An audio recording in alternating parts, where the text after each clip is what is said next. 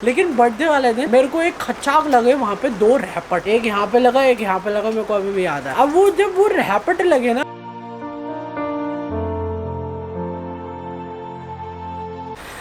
So hey guys, welcome back to the channel, welcome back to the RV 2.0। इस वाली video में हम बताने वाले लाइफ स्टोरी जर्नी, साल जितने साल का मैं अभी हूँ, जो कि हम 2 जून को रिवील करेंगे एक्चुअल एज क्या है मेरी। 2 जून का वेट करो, मेरे बहुत सारे बर्थडे आते हैं, वो उसमें हम आपको बताएंगे कैसे। इससे पहले जो हमने फर्स्ट पार्ट अपलोड करा था और आप लोगों ने उसको लिटरली अप्रिशिएट करा, थैंक यू सो मच, आपने मेरे को समझा। अब बात करते हैं सेकंड पार्ट की, मेरी लाइफ स्टोरी में। ये जो सेकंड पार्ट रहेगा ये 12 साल से लेके जो है 17 साल तक का रहेगा। अब मेनली बात आ जाते हैं कि मैं 12 साल का हो गया हूँ। 12 से लेके 14 साल तक में मेरी जो है थोड़ी स्कूल में अटेंडेंस बढ़ी थी, मैं थोड़ा ज्यादा एक्टिव होने लग गया था सोशल लाइफ में, अपनी क्लास में जाने लग गया, काफी क्लास के दोस्त बन गए थे और मैं 3-4 बजे तक तो मम्मी के साथ ही रहता था वहाँ पे स्कूल तक। मेरा जो ध्यान है ना, मतलब वापस आने के बाद सिर्फ और सिर्फ क्रिकेट में लगा रहता था, मतलब मैं पूरा टाइम क्रिकेट खेलता रहता था। मतलब मेरा ऐसा सीन होता था कि मेरा पूरा दिमाग जो है क्रिकेट में घुसा हुआ। और इसका एक और रीजन ये है कि मेरे पापा को क्रिकेट बहुत पसंद है। बचपन में मेरे साथ जो कोई नहीं खेलता था, लेकिन पापा मेरे को यहाँ पे पास में जापानीज पार्क है, वहाँ पे जो है लेके जाते थे ऑफिस से आने के बाद और मेरे साथ जो है क्रिकेट खेलते थे। और जिस दिन वो थके होते थे, नहीं जाते थे, मैं बहुत ज़्यादा कलेश रोड़ा पा देता था कि मेरे साथ चलो, मेरे को खेलने जाना है। लिटरली मेरा तब कोई दोस्त नहीं था खेलने के लिए, तो पापा ही तरीके से मेरे दोस्त बन गए थे वहाँ पे। उनकी वहाँ पे प्रोफेशनल लाइफ भी है, बेटियां भी संभाल रहे हैं, मेरी एलर्जी भी देख रहे हैं और साथ में मेरे को खिला भी रहे हैं वहाँ पे 2-2, 3-3 घंटे ले जाके। मेरी 2 साल ऐसी बीत गए कि मैं थोड़ा स्कूल में एक्टिव हुआ, अच्छे से जाने लगा। पापा रोज सुबह लेके जाते थे, मतलब बहुत गुस्से में कि मैं बहुत नखरे मारता था क्योंकि मन ही नहीं लगता था, कुछ समझ नहीं आता था। लेकिन पापा ने कहा नहीं राघव, जाना है मतलब जाना है। मम्मी ने भी बहुत ज्यादा, जिस दिन मैं स्कूल जाता था उस दिन मम्मी पापा इतना ज्यादा अप्रिशिएट करते थे कि मेरे को अच्छा लगता था कि हाँ भाई ये दोनों अप्रिशिएट कर रहे, चलते क्या पता नहीं मजा आ जाए।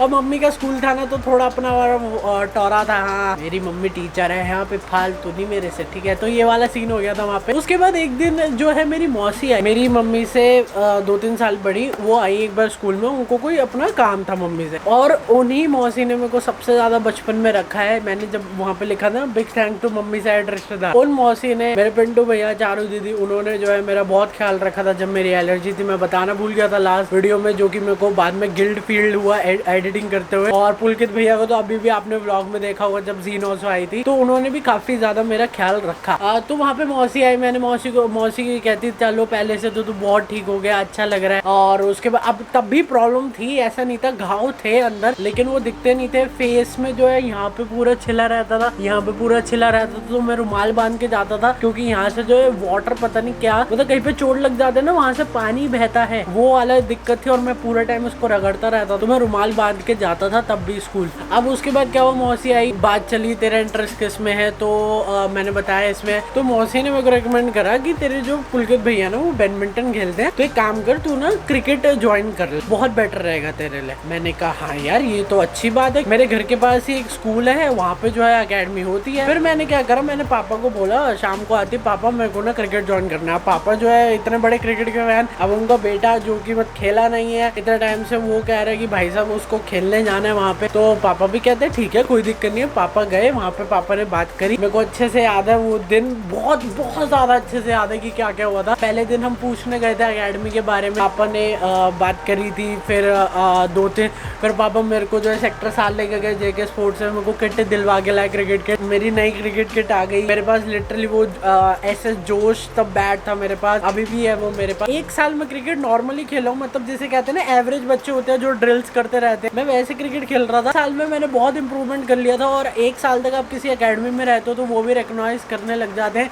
कि भाई ये बंदा बहुत टाइम से मेहनत कर रहा है, चलो इस पे अब वर्क करते हैं। अब मेरा वो टाइम आ गया था कि मेरे पे वर्क होने वाला था, मैं और ऊपर थोड़ा होने वाला था, लेकिन असली प्रॉब्लम यहाँ पे आई उसी टाइम पे मेरे को पता चला मेरे को जो है अस्थमा है, चीजें बहुत ही ज़्यादा वर्स्ट हो गई थी तब, क्योंकि मेरे फिटनेस पे बहुत ही ज़्यादा इफेक्ट आ रहा था। क्योंकि मान के चलो क्रिकेट के लिए आपको फिट होना बहुत ज़रूरी है, आपको ग्राउंड में अगर रहना है तब तो भले मैचेस नहीं होते थे, लेकिन प्रैक्टिस भी 2 घंटे खेल के आने में मेरी सांस भूल जाती थी और मैं लिटरली घर आके ना नेबुलाइज करता था अस्तालिन से, इतना बुरा हाल हो गया था मेरा। मैं वहाँ पे तो जताता नहीं था कि मेरे को जो है डिग्रेड ना कर दे, मेरे को जो है चांसेस मिलने ना कम हो जाए नेट पे। तो मैं इसलिए ना ये बातें हमेशा से छुपा के चलता था अपनी क्रिकेट एकेडमी में, क्योंकि मैं बिल्कुल भी चाहता था कि मतलब जब मैं कर सकता हूँ, मतलब मैं अपना बेस्ट दे सकता हूँ, तब मेरे को कोई रोके या फिर सर की तरफ से राघव तो ठीक है ना, ये बार बार मेरे को ये वाली सिंपैथी मेरे को तब के टाइम पे बिल्कुल भी नहीं चाहिए थी। तो हाँ, मैंने जैसे तैसे निकाला वो टाइम। अब उसके बाद मेरे को क्रिकेट खेलते हुए 1.5 साल हो गया था। फिर हमारा आया मसूरी का टूर। मैं सबसे पहले गया मसूरी, उसके बाद हमारे रेगुलर जो है टूर स्टार्ट होने लग गया, जैसे पानीपत। और मेरे को याद है पानीपत के टूर पे तो मैं लिटरली नेबुलाइजर अपने बैग में लेके गया था, क्योंकि मेरे को डर था कहीं ना कहीं अटैक ना आ जाए। लेकिन वहाँ पे मेरे को एक और गंदा अटैक आया कि मेरी आईज में जो है, आई डोंट नो आपको पता नहीं होगा,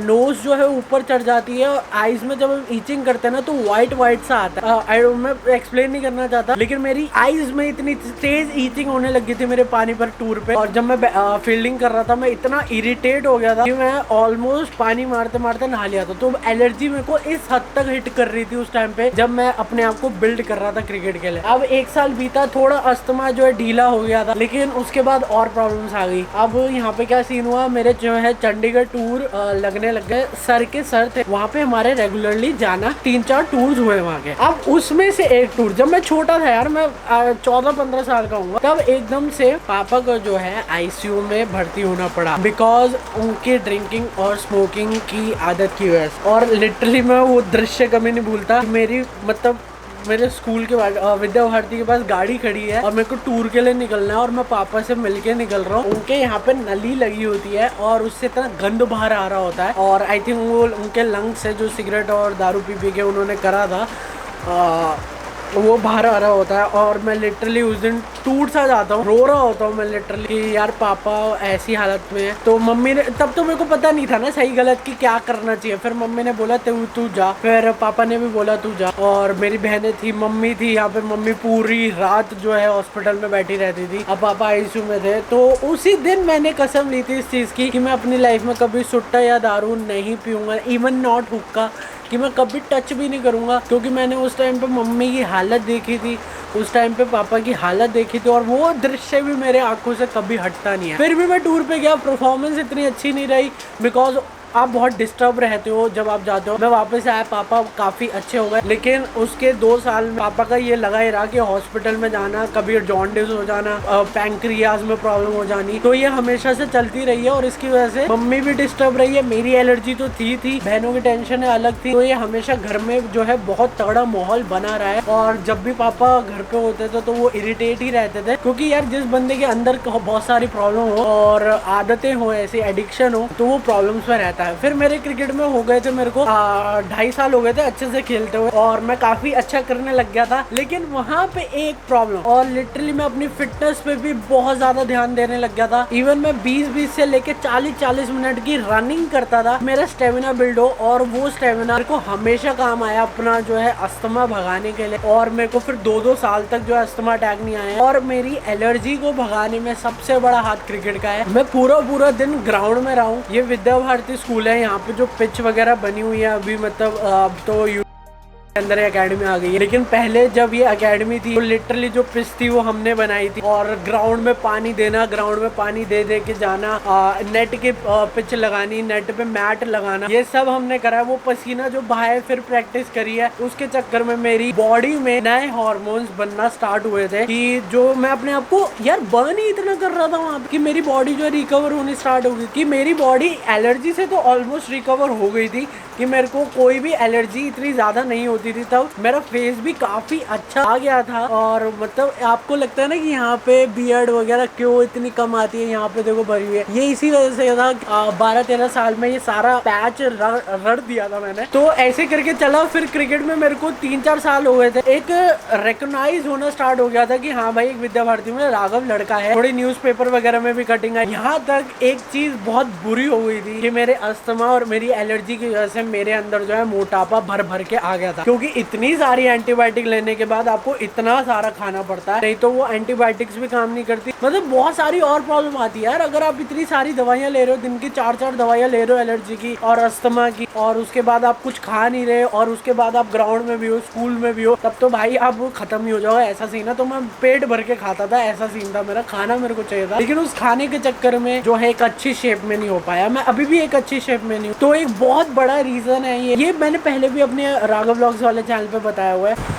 अब देखो, आपका जो कोच होता है क्रिकेट में, वो एवरीथिंग होता है, वो आपको बिगाड़ सकता है, वो आपको जो है बना सकता है। लेकिन मेरे केस में ऐसा नहीं था। मैं बैटिंग करके आया हूँ, मैं लिटरली अगर 100 मार के आया हूँ ना, मेरे को ये सुनने को मिलता था, राघव तू अभी मोटा है, तब और फिटनेस पे ध्यान दो, और फिटनेस पे ध्यान, और फिटनेस पे ध्यान दो। ये एक कोच ने नहीं, मेरे इवन जो स्कूल के कोच थे जोनल्स मैच में भी, उन्होंने भी मेरे को बोला, आई नो कि मेरी जो वो प्रॉब्लम थी, उन्होंने सही बोला कि फिटनेस पे ध्यान दो, लेकिन यार अस्थमा है मेरे को, मेरी फिटनेस पे भी तो ध्यान हो ही नहीं पाता ना। धीरे धीरे ठीक होगा सब। लिटरली मेरा बर्थडे था और मैं टीम का कैप्टन था। उस दिन टीम हार गई, ठीक है, हमारी टीम हार गई। एक टूर्नामेंट का मैच था, हम रनर अप थे, सेकंड, और मैं पूरे टूर्नामेंट में जो है वो था, क्या बोलते, कैप्टन था। ये बात तुषार को भी पता। उस दिन क्या हुआ था, ठीक है, अब मैं थर्ड मैन पे फील्डिंग कर रहा था, एकदम से मेरे पीछे आया, दिल्ली में कोचों की बड़ी चलती, एकदम से मेरे से पीछे लौंडा आया था, राघव बाहर आजा, सर बुला रहा। मैंने कहा भाई टूर्नामेंट का मैच चल रहा है, मेरा पहला टूर्नामेंट तो है नहीं भाई, टूर्नामेंट का मैच चल रहा है, ऐसे में बाहर नहीं आ सकता भाई, कुछ पेनल्टी वगैरह। तो मैंने वहाँ पे उसको कह दिया अभी रुक जा, इस ओवर के बात करेंगे। हो गया, उसने सर को जाके बोल दिया, सर राघव तो मना कर रहा है बाहर आने से, वो नहीं आएगा। अब उस दिन बैड लक के साथ हम मैच हार गए और हम टूर्नामेंट में सेकंड आए, यानी रनर अप आए। तो मेरे बर्थडे वाले दिन जो मेरा कोच था, वो या गुस्सा होते, वो अच्छी बात है कि वहाँ पे गुस्सा होना टीम को समझा रहा, लेकिन बर्थडे वाले दिन मेरे को एक खच्चाक लगे वहाँ पे, 2 रैपट, एक यहाँ पे लगा, एक यहाँ पे लगा, मेरे को अभी भी याद है। अब वो जब वो रैपट लगे ना, मेरा मन सा उठ गया था। मतलब ठीक है यार, गलती थी मेरी, चलो मैंने मानी मेरी गलती थी, छोटा था यार मैं, लेकिन एक बात होती है ना, एक बर्थडे वाला एक स्पेशल दिन होता है, एक बर्थडे, मेरा बर्थडे, और उस दिन मैं केक भी लेके गया, हमने केक भी काटा, मैच से पहले सेलिब्रेशन करी। लेकिन उस दिन जो है मेरे को जब वो थप्पड़ पड़ा ना, उस दिन मेरा जी सा छिल गया। मतलब वहाँ पे ना क्रिकेट में तो जो हमारे कोच थे वो लिटरली जो है मनी माइंडेड हो गए थे, कि एक तो डिसरिस्पेक्ट, सबसे बड़ी बात ये है कि मोटिवेशन ना मिले। एक स्पोर्ट्स में आपको जो है मोटिवेशन बहुत चाहिए, कि आपकी फॉर्म कभी भी जा सकती है, आपकी फॉर्म कभी भी आ सकती है, लेकिन उसका जो बीच का पीरियड है ना, उसमें हमेशा आपको जो आपके अपने है ना, कोच से बड़ा कोई अपना नहीं होता क्रिकेट में, not even a team. Coach अगर आपका अपना है ना, आपको अप्रिशिएट करने वाला, डांटने वाला भी होना चाहिए, लेकिन अप्रिशिएट करने वाला ना, तो आप भाई इंडिया क्या सब खेल जाओ दुनिया में। सच बोल रहा हूँ, कोच का बहुत इंपॉर्टेंट होता है, एक रोल होता है। तो यहाँ पे सीन हुआ कि मेरी मोटिवेशन हट गई वहां से। फिर वही बात है ना, जब हमारी एक जगह से मोटिवेशन हट जाती है, जगह जगह जाने लगता है, कि मैं जो हूँ वहाँ से इंटरेस्ट खो दिया था और कोई एकेडमी में ज्वाइन नहीं करना चाहता था, क्योंकि मेरी स्टडीज़ भी थी उस टाइम पे पीक पे, और 2-3 चीज़ें और थी। तो ये मेन रीज़न था मेरा क्रिकेट छोड़ने का। तो नाना करते हुए मैंने 2016 के एंड यानी 17 की स्टार्टिंग में मैंने जो है क्रिकेट छोड़ दिया। 2014 में स्टार्ट करा था, लगभग 4 से 5 साल, मोटा मोटा बोल रहा हूँ, 4 से 5 साल मैंने जो है क्रिकेट खेला, और भाई मैंने उसमें अपनी एलर्जी भगा दी, ऑलमोस्ट 80% मैंने अपने आप को ठीक कर लिया, अस्थमा मैंने ठीक कर लिया, मैंने लाइफ में जो डिसिप्लिन सीख लिया कि राघव उठना है तो उठना है, सोना है तो सोना है, इसलिए मैं रोज घर पे भी वर्कआउट कर रहा हूँ, क्योंकि ये डिसिप्लिन मेरे को क्रिकेट से मिला है। और उसके बाद एक ऐसा राघव मजबूत आया वहाँ से, थोड़ा 1-1.5 साल ढीला आप तो क्रिकेट छोड़ दे वो, लेकिन फिर जब जिम फिर से ज्वाइन कराना, मैं ऐसा हो गया था सीरियस है, इधर सीरियस रहे। जिम के बारे में भी बात करेंगे आगे चल के। ये मेरी क्रिकेट जर्नी थी, और ये मान के चलो यहाँ पे जो है 12 से 16-17 साल तक ये मेरी जर्नी थी क्रिकेट की, जो कि बहुत अच्छी रही। पापा मम्मी से पूरा सपोर्ट था ऑलवेज, वो तो रहेगा।